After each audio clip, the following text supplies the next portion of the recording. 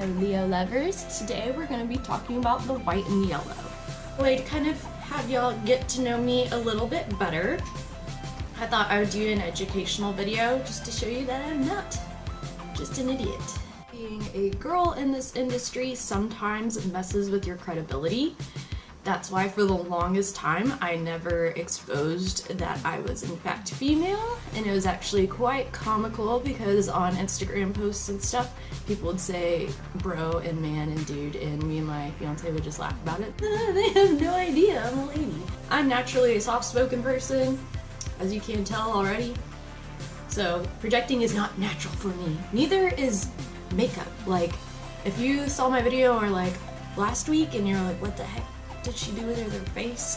That was me trying to look a little more appealing. Anyway, I've been practicing. I think, you know, this week my makeup is looking pretty on point, not to brag, but I was like, this looks good. I figured out I have something called hooded eyelids. I didn't know what that meant. I actually had to Google it because I've been trying to do cat eyes for forever and I love the look and I could never get it, and I was just like mad, and I kept watching instructional videos and would do exactly what they said and it would just not work for my eyeball. Well, anyways, I learned how to do it for my type of eye and now I think I'm getting pretty good at it, not to brag. Show you, I guess, more so my knowledge on leopard geckos, I thought we would start an educational video today with the white and yellow. Now, when I started out as a breeder, one of the top projects that I wanted to get started in as soon as I started breeding was I wanted to make a white and yellow raptor. The white and yellow gene had kind of been introduced to the US and it was still fairly new, so everyone was like in this race to combine white and yellow with everything at the time that I was entering the breeding game. So I really wanted to make a white and yellow raptor because I love raptors. They're like my choice albino eclipse combo morph, and I thought a white and yellow would just like take the cake on that. So I was also going to share my 2 cents on my current white and yellow raptor project and where we're going with that and what I'm seeing so far and my plans for this project in the future. So this couple, Sergi and Rasya PROHORCHIK, hatched out the first white and yellow in 1996 after doing some personal test breeding and trying to replicate the animal. They ended up selling the first white and yellow off in 2002 to the public. A lot of their stock went to Poland, less of their stock went to Russia, Japan, Ukraine, Western Europe, and then later it was introduced into the US. So that gives you an idea of, it's a fairly new morph if they were just released out to public in 2002 and then migrated over to the US a couple of years later. So all of this is relatively new, which is really cool. So one of the main characteristics of a white and yellow is normally a yellow background. They also kind of have some hypomelanistic-like qualities, which means that they're not going to have as much body pattern, they're going to have reduced pattern, and what normally is black pattern in a normal animal will be kind of washed out. It'll look more diluted. Also, another characteristic of a high quality white and yellow is high white sides, white legs, also the white and yellow coloration. Go figure. Okay, so the first animal of mine that I'm going to show you is my male white and yellow breeder. His name is Beamer, and he might be squiggly because I don't take him out a whole lot. Whoop, come here, Beamer. But yes, there's Beamer, handsome boy. As you can see, he's got reduced pattern on his back here and kind of some lavender-like hues in his tail. But as you'll see, his spots are not black. They're kind of almost a brown look, and he's getting angry with me. I'm gonna put him back before he decides to do something stupid. Here. He's like, I'm much safer in my home. But yes, there's Beamer. Big, beautiful boy. Take note of him because I've got some more interesting things to tell about him later. Also, another characteristic of white and yellows that's kind of a sub-characteristic is paradox spotting. So I don't know if you can see that one little speck on his side that is actually black, and it's a paradox spot. So that's a cool kind of sub-trait in white and yellow. So if you're wondering if your animal is a white and yellow, that you can look for. So right there. She's another one of my white and yellow het raptor geckos. Let's see, and there's her nice big paradox spot on the side. Not all of them will have it. It's not always necessarily on the side. It can pop up anywhere on them, and it can be other colors than black. Sometimes it's kind of a weird orangey color. But as you can see, she's got reduced pattern. Her areas that are normally black pattern are kind of like a washed out brown, and she's also got a lot of lavender hues. So that's my pretty girl Opal. She is for sale. She is het raptor, like Beamer. These guys I got to start out my white and yellow raptor project, and now that I've got a few, I'm kind of getting rid of my plain Jane white and yellow hets. So she's very sweet girl. She came from Night Glow Geckos. She's a nice representation of the paradox spotting. And that popped up as she got older. She didn't have that when I first got her. It kind of developed over time, and it's become more prominent the older she's gotten. So the white and yellow is a dominant morph, meaning you only need one allele of white and yellow for it to be shown in an animal. So looking at both of my white and yellows that I've shown you so far, they could have this genetic makeup where they have one dominant allele and then, you know, whatever else, and then they could have this genetic makeup where they have two dominant alleles. Regardless, any combination, they're gonna show up as a white and yellow. The only difference between these two is this is a heterozygous white and yellow, meaning there's only one dominant gene, and this is a homozygous white and yellow, meaning there's both genes are dominant for the white and yellow in there. And the only difference between these two is if you were to breed this animal to a normal, you would get 50% white and yellow and 50% normal. This animal, you breed it to anything, it's going to inherit one of these. So you have 100% white and yellow babies when pairing it to a normal, which is kind of cool. So I did a pairing this year to try and get this combination where I've got a homozygous white and yellow. And I'm going to show you those babies now. I also wanted to get into combos with the white and yellow. So now that you've kind of got a grasp on what just a plain white and yellow animal looks like, I'm going to show you some combinations of white and yellow with other genes and what it can do to those genes. Opal's offspring. As you can tell, they're extremely high expression white and yellows. They're really bright. Neither the mom or the dad is supposed to be a snow, and you just saw them yourself. So if you are good about identifying animals just on their phenotype, one looks like a snow, please let me know, because they're not supposed to be snows. Anyway, this is a little white and yellow raptor baby, which kind of looks like a little white and yellow snow raptor. And then this one is just a little white and yellow trimper. And these are offered up for sale right now. Sorry guys, I dropped you on each other. So if you like them or would like to purchase them, you can look on our Morph Market page or on our Facebook. And another secondary characteristic of white and yellows is this halo on their head. So if you look at this little guy's head, he's got a halo of color around the whole base of the skull. I call it a halo. It may not be the appropriate term for it, but it's a good marker to tell whether or not you have a white and yellow. It's another secondary characteristic like the paradox spot. There is an argument saying that white and yellows, if there's a super form or not, meaning when there's homozygous animals versus a regular heterozygous white and yellow, that physically looking at the two with these two different genetic makeups, they have different physical characteristics. Some say yes, there is a super form where you can tell. Some say no. They both look identical. It's more polygenic.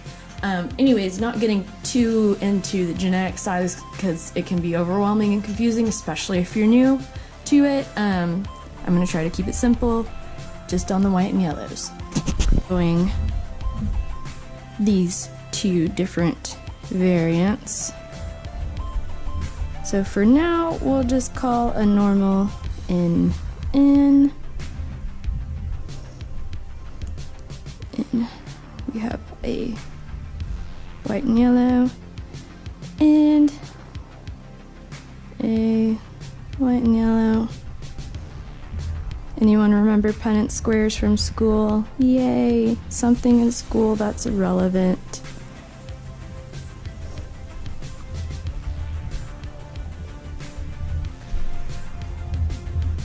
Whoops, I got weird there.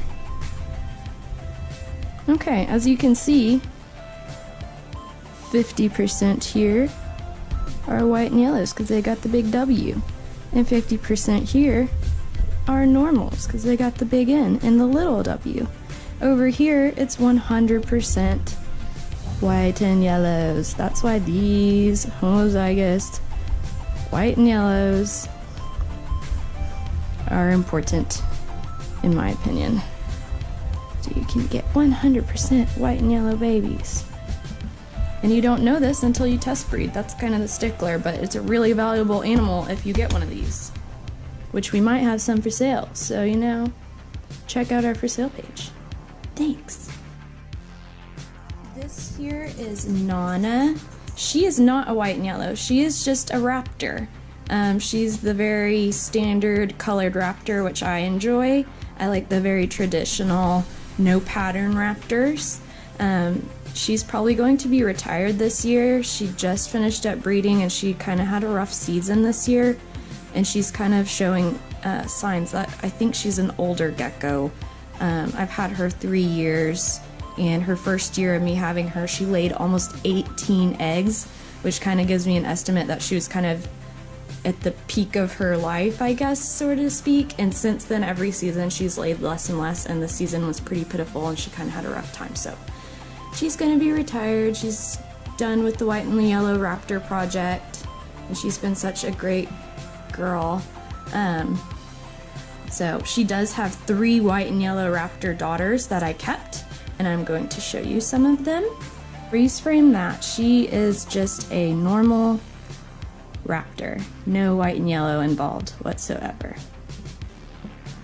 Amber, she is a more obvious signed white and yellow raptor. She's got this little head halo on her head right here. She's a little bit underweight, honestly. She just finished laying not too long ago, so she's working on eating up again.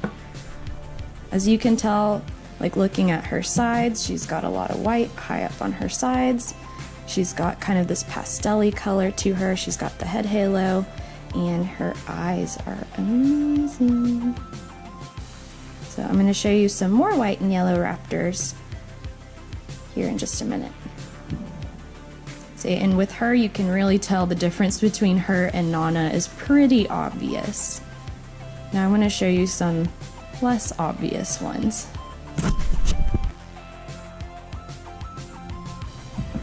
This is one of Nawna's daughters, and the father was Beamer, so the first gecko I showed you.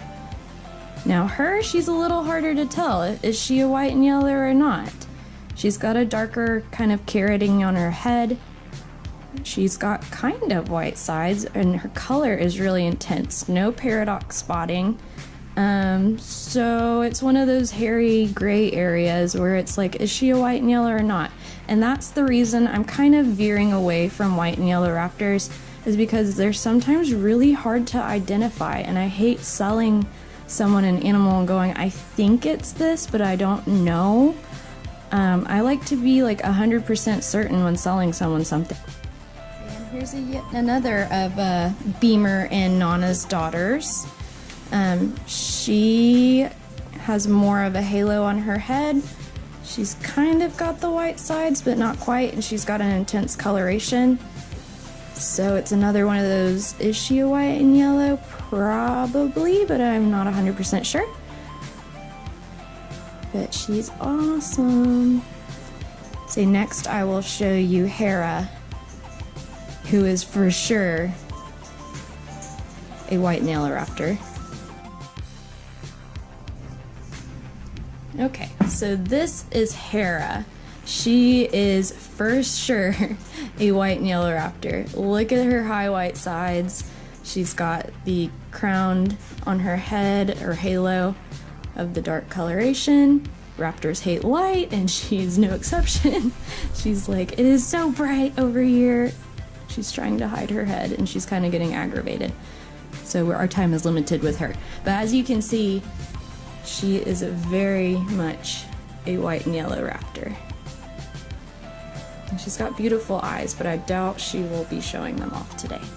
All right, we'll put you back. Hold on. The white and yellow became very popular because it worked similarly to the Enigma gene, in which it enhanced color, but it didn't have the neurological issues that the Enigma gene did. Until recently, we've discovered that there are some neurological problems associated with the white and yellow gene in certain pairings and combinations. So it's a bit of a risk to work with, and that's something to consider before adding a white and yellow to your collection. If the risk is worth it to you, that's up to you. I personally do not work with the Enigmas. Was one of those people that started out believing that I could outcross Enigmas to others that were not Enigmas and get the Enigma syndrome out. It does not work that way. If an Enigma has some Enigma syndrome, the other Enigmas it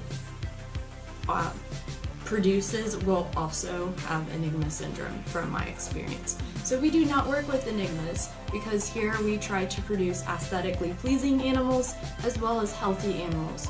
And an Enigma with Enigma syndrome is not a healthy animal, so we don't reproduce them. Next, I wanted to kind of get into white and yellow snows a little bit. Now this female is not a white and yellow snow, she is just a bold striped snow. She's one of my star breeders here. She is awesome. Every baby she has is like, I want to keep. I call her my golden goose because every baby she produces is just awesome, no matter what male I pair her to. Her name is Echo, and I've had Echo for 4 years. She was my second leopard gecko ever, so she has a special place in my heart. I paired Echo with Beamer because I wanted some white and yellow snows, because they're really fun.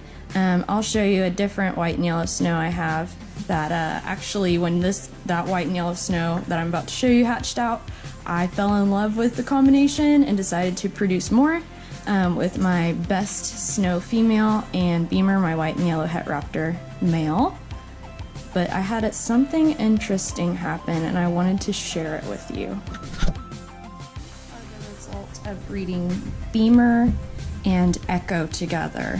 So that bold striped snow I showed you and my white and yellow male.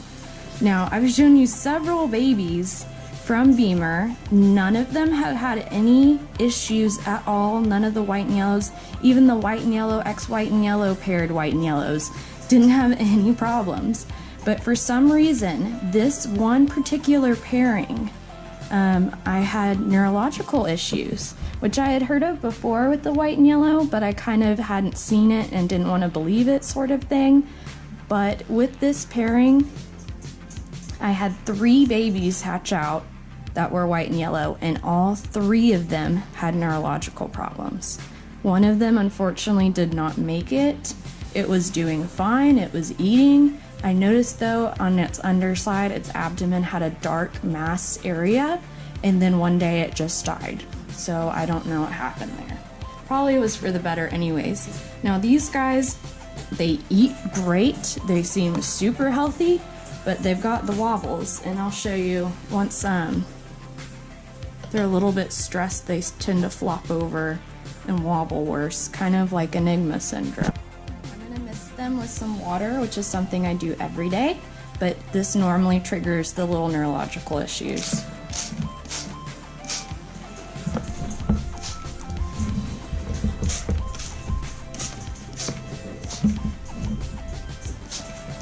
They're actually not looking that bad today. But when they first, even from the beginning when they hatched out, I knew there wasn't something quite right. They kind of do this head bobble thing, like their head's too heavy and they can't balance it. And then when they're really freaked out, they just flip over like that.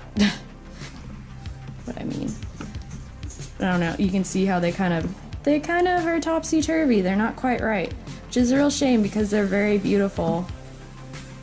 But not right. So I'll never breed that pair together again, since obviously there's something that's wrong there. I thought this would be a good educational thing to show.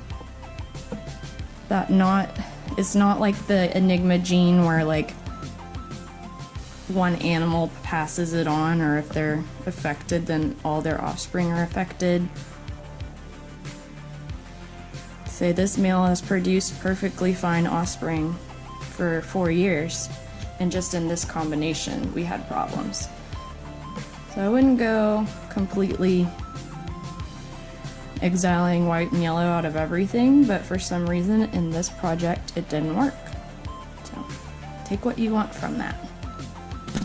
Little white and yellow snows that I got from that particular pairing are not 100% sound and healthy, so they will not be breeders. I'm still debating on whether or not to keep them as kind of a novelty pet. I also have a Super Snow Eclipse Enigma that has Enigma syndrome that is a novelty pet and will not be bred. I may consider rehoming them to a pet-only home, but it's kind of a trust issue on whether or not the people I sell it to will in fact listen to me and not breed. So for the time being, they'll probably remain here until I can find them an appropriate home. This is Tokyo. She is a white and yellow snow. She did not come up from Echo, but she is one of Beamer's daughters. She is the reason I decided to breed more white and yellow snows, and she's being crazy. Why is everyone crazy today? You just kind of let them walk and get their energy out, and they tuck her out, and then they stop. Oh my goodness. There we go. I think it's my bearded dragon freaking them out. I don't know if you can hear her digging in the background, but she's hungry. And she's relentless. You're good, girl. Come on, Tokyo. Yeah, it's a girl. So yes, that's Tokyo. I plan to do more of these on the morphs that I particularly work with, so I can show you examples in my own collection and kind of teach you a little bit more about them. If you have any more questions or concerns about the white and yellow morph, feel free to ask me. And as always, remember to subscribe, like, and comment. That would really help me out. Also, you can hit the little bell for notifications so you know when I upload my next video. I will try to get these uploaded at least weekly. I might do more because this is really fun and I enjoy it. And so Curious Georgie out once again, and I will see y'all next week. Bye!